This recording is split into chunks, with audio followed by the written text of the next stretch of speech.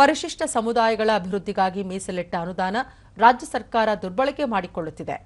ಖಾತರಿ ಯೋಜನೆಗಳಿಗೆ ಈ ಅನುದಾನವನ್ನು ಬಳಸಿಕೊಳ್ಳುವ ಮೂಲಕ ಪರಿಶಿಷ್ಟ ಸಮುದಾಯಗಳಿಗೆ ಅನ್ಯಾಯ ಮಾಡುತ್ತಿದೆ ಎಂದು ಬಿಜೆಪಿ ಸಂಸದ ಕೋಟಾ ಶ್ರೀನಿವಾಸ್ ಪೂಜಾರಿ ಆರೋಪಿಸಿದ್ದಾರೆ.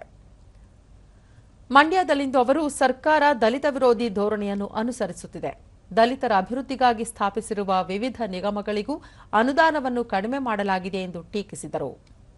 ಪಕ್ಷದಲ್ಲಿನ ಭಿನ್ನಾಭಿಪ್ರಾಯಗಳಿಂದ ಕಾರ್ಯಕರ್ತರಲ್ಲಿ ಅಸಮಾಧಾನ ಉಂಟಾಗಿದೆ. ಪಕ್ಷದ ವರಿಷ್ಠರು ಆದಷ್ಟು ಬೇಗ ಎಲ್ಲ ಸಮಸ್ಯೆಗಳನ್ನು ಪರಿಹರಿಸಲಿದ್ದಾರೆ ಎಂಬ ವಿಶ್ವಾಸ ವ್ಯಕ್ತಪಡಿಸಿದರು. ಶಿಕ್ಷಣಕ್ಕೆ, ಅವರ ಆರೋಗ್ಯಕ್ಕೆ, ಅವರ ಮೂಲಭೂತ ಸೌಕರ್ಯಕ್ಕೆ ಅವರಿಗೆ ಕೊಡಬಹುದಾದಂಥ ಬೇರೆ ಬೇರೆ ಯೋಜನೆಗಳು ಮತ್ತು ಯೋಚನೆಗಳಿಗೆ ಇರುವಂಥ ಅನುದಾನದ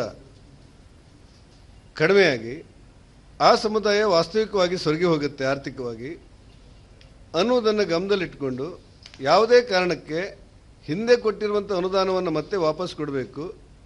ಬರುವ ಬಜೆಟಲ್ಲಿ ಈ ಹಣವನ್ನು ಪರಿಜಾತಿ ಪರಿಶಿಷ್ಟ ಪಂಗಡಕ್ಕೆ ಮೀಸಲಿಸುವಂಥ ಅನುದಾನವನ್ನು ಗ್ಯಾರಂಟಿಯೂ ಸೇರಿದಂತೆ ಇತರೆ ಯೋಜನೆಗಳಿಗೆ ಹಾಕಬಾರದು, ಅವರ ಸಮುದಾಯಕ್ಕೆ ಇದನ್ನು ಕೊಡಬೇಕು ಅನ್ನುವಂಥ ಆಗ್ರಹವನ್ನು ಮಾಡ್ತಾ 14 ತಂಡಗಳನ್ನು ರಚನೆ ಮಾಡಿ ಜನಜಾಗೃತಿಯನ್ನು ಮಾಡ್ತಾ ಸರ್ಕಾರವನ್ನು ಒತ್ತಾಯ ಮಾಡುವಂಥ ಕೆಲಸಗಳನ್ನು ಮಾಡ್ತಾ ಇದೆ.